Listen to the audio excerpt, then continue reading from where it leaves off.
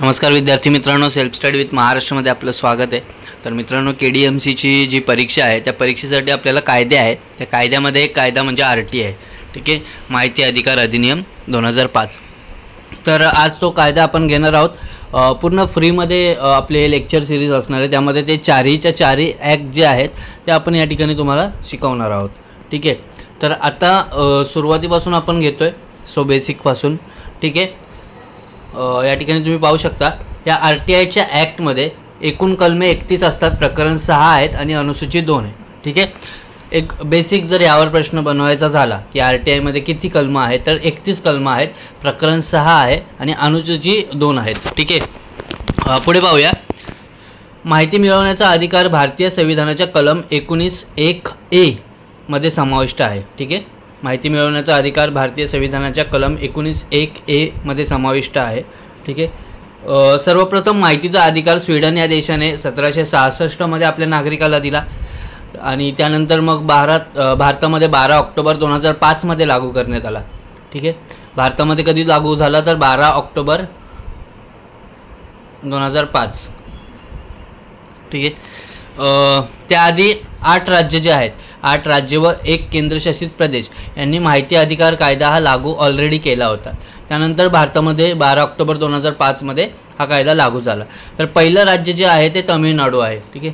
तामिळनाडूमध्ये 1997 मध्ये हा जो RTI ॲक्ट आहे तो लागू झाला होता। त्यानंतर गोवा, कर्नाटक, राजस्थान, दिल्ली, आसाम, त्यानंतर महाराष्ट्र हा 7वा आहे, मध्य प्रदेश आणि त्यानंतर जम्मू काश्मीर, ठीक आहे। जम्मू काश्मीर ह्याला 2004 मध्ये लागू झाला। तर मग याची ट्रिक जी आहे ती ट्रिक या ठिकाणी मी लिहिलेली आहे, ठीक आहे, तुम्ही पाहू शकता। ताजा कर दम मग जा, ठीक आहे, ताजा कर दम मग जा, ठीक आहे, ही ट्रिक आहे। त्यानंतर मग पुढे पाहूया आपण। आंतरराष्ट्रीय माहिती दिन असतो तो 28 सप्टेंबरचा असतो।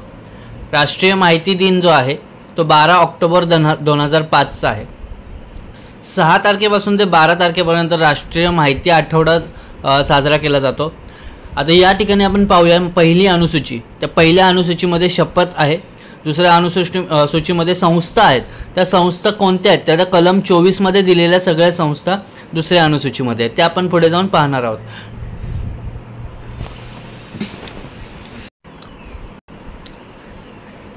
ठीक आहे। तर केंद्रीय माहिती आयुक्त आणि राज्य माहिती आयुक्त यांची शपथ पहिल्या अनुसूचीमध्ये दिलेली आहे। या ठिकाणी मी ॲरो करून दाखवलेलं आहे, ठीक आहे। केंद्रीय माहिती आयुक्त आणि राज्य माहिती आयुक्त यांची जी शपथ आहे ती पहिल्या अनुसूचीमध्ये दिलेली आहे, दुसऱ्या अनुसूचीमध्ये संस्था आहेत। आता या ठिकाणी आपण हे जे प्रकरण 6 जे आहेत, 6 प्रकरणं ते या ठिकाणी पाहूयात। पहिल्या प्रकरण 1 मध्ये आरंभ आणि कलम 1 आणि 2 आहे। आरंभामध्ये कलम 1 जे नाव, विस्तार आणि प्रारंभ आहे आणि 2 मध्ये व्याख्या आहेत, ते आपण पुढे पाहणार आहोत। प्रकरण 2 मध्ये बंधने आहेत, ते 3 ते 11। प्रकरण 3 मध्ये केंद्रीय माहिती आयोग 12 ते 14। प्रकरण 4 मध्ये राज्य माहिती आयोग 15 ते 17। प्रकरण 5 मध्ये अधिकार व कार्य 18 ते 20। प्रकरण 6 मध्ये संकीर्ण आहे 21 ते 31, ठीक आहे। तर आता सविस्तर आपण पाहूयात। प्रकरण 1 नाव, विस्तार आणि प्रारंभ। तर ह्या कायद्याचं नाव असेल माहिती अधिकार अधिनियम 2005।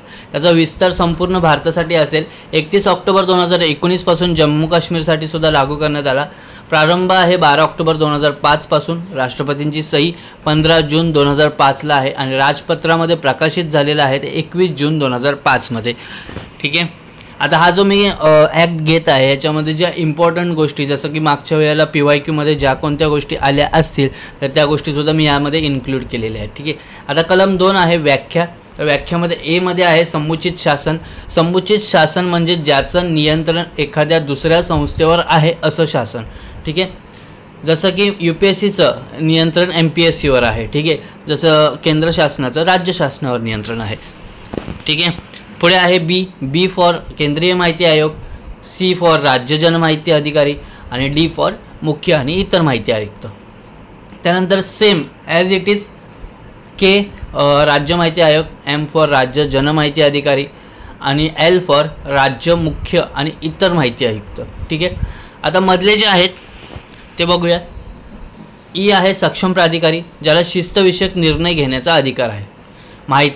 माहिती कोणत्याही स्वरूपातील असू शकते, फॉर एक्झाम्पल साहित्य, डिजिटली असू शकते किंवा दस्तऐवजांमध्ये असू शकते. विहित सक्षम प्राधिकरणाने एखाद्या गोष्टीला जर मान्यता दिली तर त्याला विहित केलं असं म्हटलं जातं. H फॉर आहे सार्वजनिक प्राधिकारी. शासनाची ज्या व्यक्तीवर नियंत्रण असेल किंवा ज्याला वित्तीय मदत असेल त्याला सार्वजनिक प्राधिकारी बोलतात. अभिलेख म्हणजेच दस्तऐवज. I फॉर अभिलेख म्हणजे दस्तऐवज. आणि J फॉर माहिती अधिकार. यावर प्रश्न आहे J फॉर माहिती अधिकारवर. ठीक आहे. N फॉर त्रयस्थ पक्ष. माहिती मिळण्याची विनंती करणारा नागरिकाव्यतिरिक्त अन्य एखादी व्यक्ती असा आहे, त्यामध्ये सार्वजनिक प्राधिकरणाचा समावेश आहे. आता त्रयस्थ पक्ष म्हणजे काय असतं की आत्ता मी आहे, माझी माहिती मी स्वतः घेऊ शकतो, पण मला एका तिसऱ्या व्यक्तीची जर मला माहिती घ्यायची असेल तर मग मी त्याच्यामध्ये त्रयस्थ पक्ष असेल, थर्ड पार्टी. ठीक आहे. प्रकरण 2 बंधने आहे. त्याच्यामध्ये 3 ते 11 कलम आहेत. कलम 3 आहे, या कायद्यानुसार सर्व नागरिकांना माहितीचा अधिकार असेल. इथं शॉर्टमध्ये लिहिलेलं आहे मी. कलम 3 सर्वांना माहितीचा अधिकार. कलम 4 सार्वजनिक प्राधिकरणावरील आबंधने. ठीक आहे. तर आता हे बंधनकारक काय काय आहे जे सार्वजनिक प्राधिकरणावर आहे. कलम 4 नुसार सार्वजनिक प्राधिकरणावरील आबंधने म्हणजे बंधकारक. माहितीचा अधिकार मिळणे सोयीचे होईल अशा रीतीने माहिती अभिलेखित करून ठेवणे. अभिलेखित म्हणजेच दस्तऐवज करून ठेवणे. म्हणजे माहितीचा अधिकार मिळणे सोयीचे होईल अशा रीतीने माहिती दस्तऐवज करून ठेवणे. म्हणजे उद्या जाऊन कधीही काही आपल्याला शोधायचं झालं तर त्या पद्धतीने आपल्याला ते मिळालं पाहिजे. सेकंड आहे सार्वजनिक प्राधिकरणाने आपली रचना, कार्य, कर्तव्य, कर्मचारी, धोरण, योजनांचा तपशील इत्यादी गोष्टांची माहिती जाहीर करणे. अशा एकूण 17 बाबी आहेत. थर्ड आहे कायद्याची अंमलबजावणी झाल्यापासून 120 दिवसाच्या आत माहिती उपलब्ध करून देणे. ठीक आहे. कलम 5 आहे जनमाहिती अधिकारी व सहाय्यक जनमाहिती अधिकारी. कायद्याची अंमलबजावणी झाल्यापासून म्हणजे ज्या वेळेला कायदा अंमलात आणला गेला त्यानंतर मग. ठीक आहे. कलम 5 आहे जनमाहिती अधिकारी व सहाय्यक जनमाहिती अधिकारी. हे आवश्यक ती माहिती नागरिकांना देणे व ती शक्य नसल्यास त्यासाठी अपील कुठे करायचे याबाबतची माहिती नागरिकांना देणे हे जनमाहिती अधिकारी आणि सहाय्यक जनमाहिती अधिकारी यांचं काम आहे. ठीक आहे. अर्ज स्वीकारल्यापासून 30 दिवसांच्या आत ही माहिती देणे बंधनकारक आहे. कलम 6 माहिती मिळवण्यासाठी अर्ज किंवा विनंती करणे. अर्ज करताना माहिती कशाशी संबंधित पाहिजे तो विषय, नाव, पत्ता आणि नंबर, त्याचबरोबर दारिद्र्य रेषेखाली आहे की नाही याबाबतची माहिती. ठीक आहे. अर्ज कसाही असला तरी चालेल, इंग्रजीमध्ये असेल, मराठीमध्ये असेल किंवा प्रादेशिक भाषेमध्ये असला तरी चालेल, तिथली लोकल लँग्वेज असली तरी चालेल. ठीक आहे. कलम 7 आहे विनंतीचा अर्ज निकालात काढणे. आता विनंतीचा अर्ज म्हणजे आपण जो फॉर्म भरला होता तो अर्ज निकालामध्ये काढणे. सर्वसामान्य परिस्थितीमध्ये मागितलेली माहिती 30 दिवसांमध्ये द्यावी लागते. जर माहिती देण्यास नकार दिला तर त्याचे स्पष्ट कारण द्यावं लागतं. आणि माहिती मिळवण्यासाठी ज्या ठिकाणी अपील करता येईल अशा संस्थेची माहिती द्यावी लागते. म्हणजे एखाद्या व्यक्तीच्या जीवित आणि अथवा स्वातंत्र्याशी निगडीत जर ती माहिती असेल तर ती 48 तासांच्या आत पुरवावी लागते. आता बघा विनंतीचा जो अर्ज आहे तो निकालात कसा काढायचा आहे तर सर्वसामान्य परिस्थितीमध्ये मागितलेली माहिती 30 दिवसांमध्ये द्यायचीच आहे. ठीक आहे. जर माहिती देण्यास नकार दिला तर त्याचं स्पष्ट कारण द्यावं लागणार की बाबा का नकार देत आहे. आणि माहिती मिळवण्यासाठी ज्या ठिकाणी तो अपील करायचा आहे, जर समजा ती माहिती आपल्याला पटलेली नाही आणि त्याच्यावर जर अपील करायचं आहे तर तो कुठे करायचा त्या संस्थेची माहिती ही त्यांना द्यावी लागणार. आणि एखाद्याच्या जीविताचा अथवा स्वातंत्र्याशी निगडीत माहिती असेल तर ती 48 तासाच्या आत इमर्जन्सीमध्ये पुरवावी लागेल. कलम 8 याच्यामध्ये अपवाद आहे. अशी माहिती देता येणार नाही ज्याने भारताचे सार्वभौमत्व, एकात्मता, राज्याची सुरक्षितता धोक्यात येत असेल. युद्धविषयक, वैज्ञानिक, आर्थिक हितसंबंधांना आणि त्याचबरोबर परकीय राज्य अशी माहिती देता येणार नाही ज्याने भारताचे सार्वभौमत्व, एकात्मता, राज्याची सुरक्षितता धोक्यात येत असेल. युद्धविषयक, वैज्ञानिक, आर्थिक हितसंबंधांना आणि त्याचबरोबर परकीय राज्यासोबत असलेल्या संबंधांना इजा पोहोचेल अशी माहिती देता येणार नाही. ठीक आहे. पुढचं आहे न्यायालयाने जी माहिती कोणालाही द्यायची नाही असे सांगितले असेल ती माहिती देता येणार नाही. संसद व राज्य विधिमंडळ यांच्या अधिकारांचा भंग होईल अशी माहिती देता येणार नाही. आणि कलम 24 मधील संस्था यांच्या माहिती देता येणार नाही. त्यामध्ये पण काही अपवाद आहे ते आपण पाहूयात. ठीक आहे. कलम 9 आहे कॉपीराईटशी संबंधित. म्हणजे माहिती देण्यास नकार देण्याची कारणे. तर ती कारणे अशी असतील जर एखादी माहिती दिल्याने एखाद्या व्यक्तीच्या वैयक्तिक स्वातंत्र्याला धोका पोहोचत असेल किंवा कॉपीराईटचे उल्लंघन होत असेल तर अशी माहिती देता येणार नाही. हे आहे कलम 9. ठीक आहे. कलम 10 आहे पृथक्करणीयता, माहिती देताना काही माहिती गोपनीय ठेवू देणे. ठीक आहे, म्हणजेच काही माहिती आपल्याला कॉन्फिडेन्शियल ठेवायचं असेल तर मग आपण ठेवू शकतो. हे कलम 10 मध्ये आहे. कलम 11 आहे त्रयस्थ पक्ष. आता व्याख्येमध्ये एन आहे त्रयस्थ पक्ष आणि कलम 11 आहे त्रयस्थ पक्ष. त्रयस्थ पक्ष म्हणजे माहिती मिळवण्याची विनंती करणारी नागरिकत्वाव्यतिरिक्त अन्य एखादी व्यक्ती असा आहे. त्यामध्ये सार्वजनिक प्राधिकरणाचाही समावेश होतो. त्रयस्थ पक्षाने मागितलेली माहिती द्यायची की नाही याबाबत एखाद्या संस्थेला किंवा व्यक्तीला त्याचं म्हणणं मांडण्यासाठी एकूण 10 दिवस दिले जातात. जर एखाद्या संस्थेने माहिती देण्यास नकार दिला तर शासन ती माहिती अर्जदारास स्वतः देईल. त्रयस्थ पक्षाला माहिती 40 दिवसांच्या आत द्यावी लागते. आता या ठिकाणी प्रकरण 3 आहे. प्रकरण 3 मध्ये आणि प्रकरण 4 हे आपण दोन्ही कंपॅरेटिव्हली पाहणार आहोत. ठीक आहे, मुख्य माहिती आयुक्त केंद्र आणि मुख्य माहिती आयुक्त राज्य अशा पद्धतीने. ठीक आहे, प्रकरण 3 आणि प्रकरण 4. कलम 12 दिलेला आहे आणि अपोजिट साईडला कलम 15 आहे. कलम 12(1) मध्ये आहे रचना. मुख्य माहिती आयुक्त तसेच 10 पेक्षा अधिक नसतील इतके माहिती आयुक्त असतील. ठीक आहे, आणि कलम 15 मध्ये मुख्य माहिती आयुक्त तसेच 10 पेक्षा अधिक नसतील इतके माहिती आयुक्त असतील. ठीक आहे, नियुक्ती आता केंद्राच्या इथे असेल ती राष्ट्रपतीद्वारे नियुक्ती होते आणि राज्यपालांद्वारे राज्याच्या इथे होते. ठीक आहे, आता त्यासाठी शिफारस समिती असते. त्या शिफारस समितीमध्ये म्हणजे नियुक्ती करण्यासाठी शिफारस समिती असते. त्याच्या शिफारस समितीमध्ये अध्यक्ष असतात पंतप्रधान, सदस्य असतात लोकसभा विरोधी पक्षनेता, पंतप्रधानाने नामनिर्देशित केलेला एक केंद्रीय कॅबिनेट मंत्री. तेच इथं राज्य माहिती आयुक्त यांच्या शिफारस समितीमध्ये अध्यक्ष असतात मुख्यमंत्री, सदस्य असतात विधानसभा विरोधी पक्षनेता आणि मुख्यमंत्र्यांनी नामनिर्देशित केलेले एक राज्य कॅबिनेट मंत्री. आता स्पष्टीकरण पाहूया. लोकसभेचा विरोधी पक्षनेता म्हणून कोणत्याही पक्षाच्या नेत्यास मान्यता देण्यात आली नसेल तर लोकसभेतील विरोधी पक्षातील सर्वात मोठ्या विरोधी पक्ष गटाच्या नेत्यास या शिफारस समिती अंतर्गत अधिकार असतो. ॲज इट इज विधानसभेच्या रिलेटेड पण आहे. विधानसभेच्या विरोधी पक्षनेता म्हणून कोणत्याही पक्षाच्या नेत्यास मान्यता देण्यात आली नसल्यास विधानसभेतील विरोधी पक्षातील सर्वात मोठ्या विरोधी पक्ष गटाच्या नेत्यास या शिफारस समिती अंतर्गत अधिकार असतो. कलम 12 आणि कलम 15 चालू आहे. त्याच्यामध्ये कामकाज आयोगाचे कामकाज स्वतंत्रपणे, स्वायत्तपणे आणि मुख्य माहिती आयुक्ताच्या नियंत्रणाखाली चालेल. ॲज इट इज कलम 15 आहे. आयोगाचे कामकाज स्वतंत्रपणे, स्वायत्तपणे आणि मुख्य माहिती आयुक्ताच्या नियंत्रणाखाली चालेल. पात्रता मुख्य माहिती आयुक्त व इतर माहिती आयुक्ताच्या पदासाठी पात्र असणारी व्यक्ती ही कायदा, विज्ञान व तंत्रज्ञान, कायदा व सुव्यवस्था, सार्वजनिक सेवा, पत्रकारिता, लोकप्रसार साधन माध्यम किंवा प्रशासन शासन इत्यादीमधील व्यापक ज्ञान व अनुभव असणारी तसेच सार्वजनिक जीवनातील प्रख्यात व्यक्ती असावी. ॲज इट इज कलम 15 मध्ये पात्रता जी आहे ते हेच वाक्य तिथे आहे. ठीक आहे.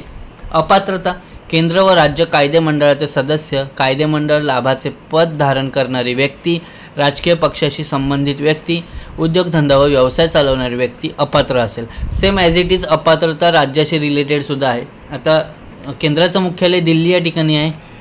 केंद्रीय माहिती आयोग तसेच केंद्र सरकारच्या पूर्वसंमतीने अन्य ठिकाणी कार्यालय स्थापन करता येतील. आता राज्याचं राजपत्रात जे ठिकाण दिले असेल ते असेल. सध्या तरी मुंबई आहे. ठीक आहे. कलम 13 आणि 16 अगोदर झालं आपलं कलम 12, कलम 15, आता कलम 13 आणि कलम 16. पदावधी आहे. पदावधी म्हणजेच केंद्र शासनाची मर्जी असेपर्यंत पद धारण केल्यापासून 3 वर्षापर्यंत असेल. कलम 16 मध्ये पण सेम आहे 3 वर्षापर्यंत.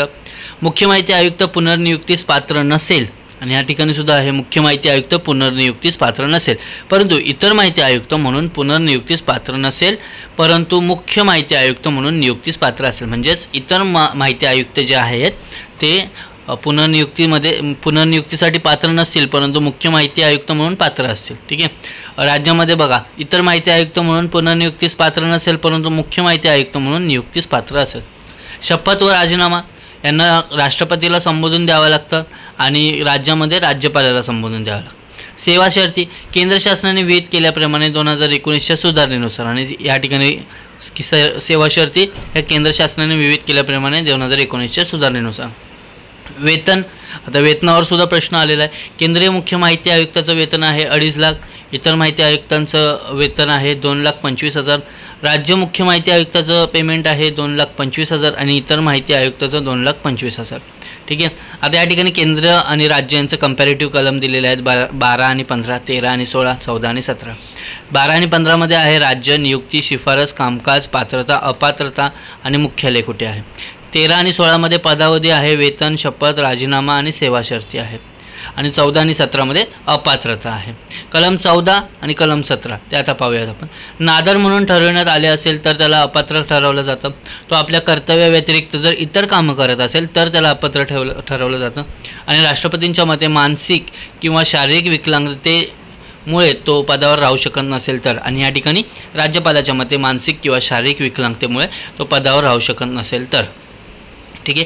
केंद्र माहिती आयुक्त किंवा केंद्र माहिती आयुक्ताच्या बाबतीत राष्ट्रपतीने सर्वोच्च न्यायालयाकडे निर्देश केल्यावरून त्या न्यायालयाने चौकशी अंती यथास्थिती मुख्य माहिती आयुक्ताच्या किंवा इतर माहिती आयुक्ताच्या साबित झालेल्या गैरवर्तनाच्या किंवा असमर्थतेच्या कारणास्तव त्यास पदावरून दूर केले पाहिजे असा अभिप्राय दिल्यानंतर राष्ट्रपतीच्या आदेशाद्वारेच केवळ अशा कारणास्तव त्याला त्याच्या पदावरून दूर करता येईल. ठीक आहे. सेम ॲज इट इज सर्वोच्च न्यायालय इथे सुद्धा लागणार आहे, कारण की राज्य मुख्य माहिती आयुक्त किंवा राज्य माहिती आयुक्तांच्या संबंधित राज्यपालाने सर्वोच्च न्यायालयाकडे निर्देश केल्यावरून त्या न्यायालयात चौकशी अंती यथास्थिती राज्य मुख्य माहिती आयुक्ताच्या किंवा राज्य माहिती आयुक्ताच्या साबित झालेल्या गैरवर्तनाच्या किंवा असमर्थतेच्या कारणास्तव त्यास पदावरून दूर केले पाहिजे असा अभिप्राय दिल्यानंतर राज्यपालाच्या आदेशाद्वारेच केवळ अशा कारणास्तव त्याला पदावरून दूर करता येईल.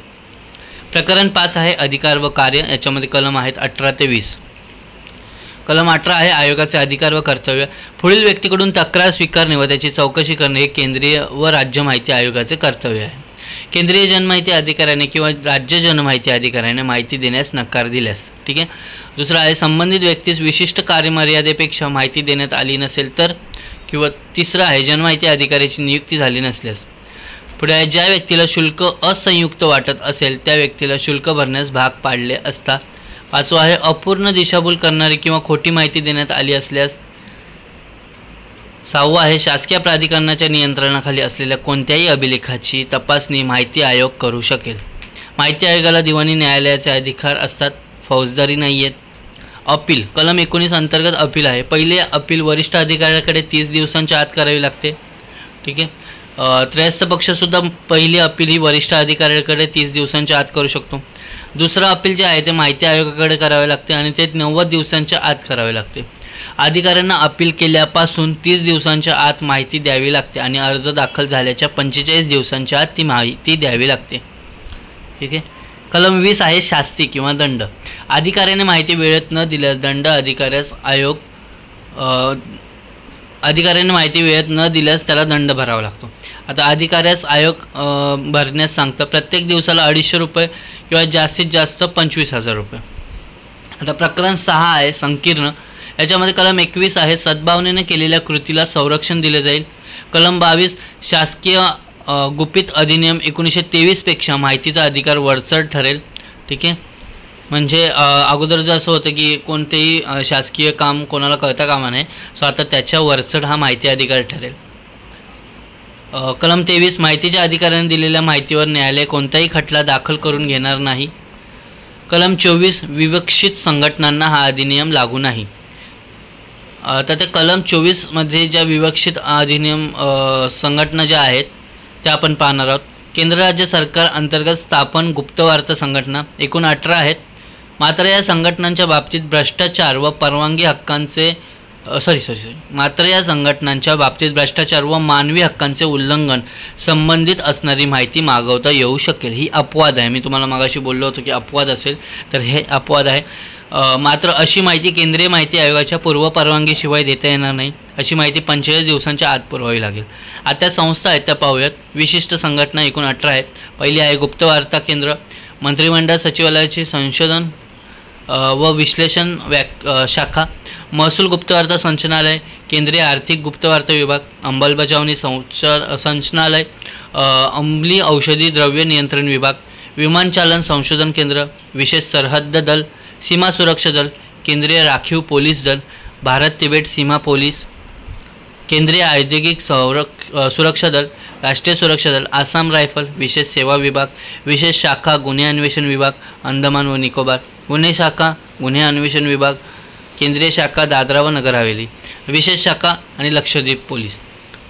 कलम 25 आहे माहिती आयोगाने अहवाल देणे. कलम 26 आहे कायद्याच्या प्रारंभापासून 18 महिन्याच्या माहिती पुस्तिका काढावी लागेल. म्हणजे कायदा ज्यावेळी प्रारंभ होतो तेव्हापासून 18 महिन्याच्या आत कायदे पुस्तिका काढावी लागेल. कलम 27 भाग काढून टाकू शकतो. कलम 28 अधिनियमाच्या प्रभावी अंमलबजावणीसाठी नियम तयार करण्याचा अधिकार पुढील घटकांना असेल. एक असेल केंद्र शासन, राज्य शासन आणि सक्षम प्राधिकाऱ्याला नियम बनवण्याचा अधिकार असेल. कलम 29 नियम सभागृहापुढे ठेवणे, त्याची प्रोसेस पूर्ण दिलेली आहे. कलम 30 अडचणी दूर करण्याचा अधिकार आणि कलम 31 निरसन, त्यामध्ये RTI 2002 आहे. ठीक आहे. आता सगळ्यात महत्त्वाची गोष्ट म्हणजे हा झालेला आहे RTI ॲक्ट. ओके. आता पुढचा असेल RTS. ठीक आहे. लोकसेवा हक्क अधिनियम. ठीक आहे. तर तो असणार आहे. तर त्यासाठी चॅनलला सबस्क्राईब करा. तुम्हाला आणखीन काय हवं आहे तर ते कमेंटमध्ये सांगा. ठीक आहे. धन्यवाद.